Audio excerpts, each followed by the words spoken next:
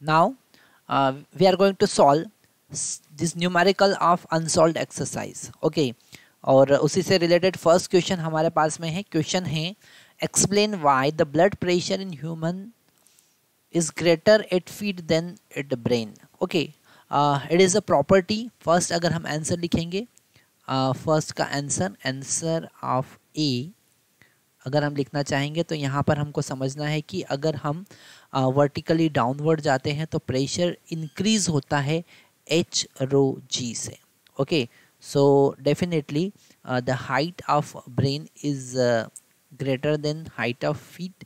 Okay, that's why the pressure is lower at the brain. Okay, so pressure at brain is lower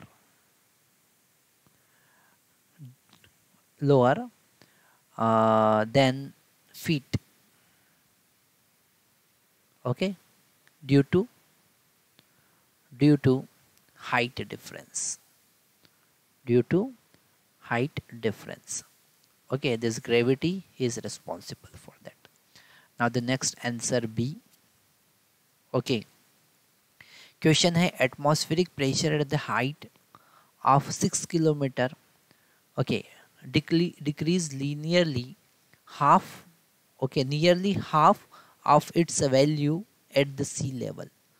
है ना, अगर हम 6 kilometre तक ही जाते हैं तो ही प्रेशर डिक्रीज हो जाता है हाफ, है ना. बल्कि अगर हम एटमॉस्फेयर की हाइट देखें तो वो तो 1100 किलोमीटर है ना.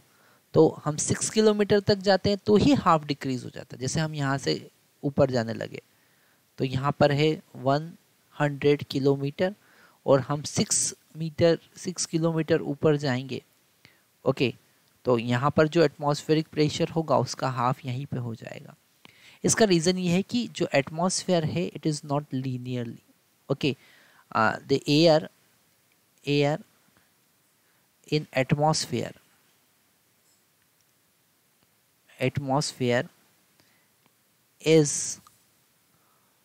is variable.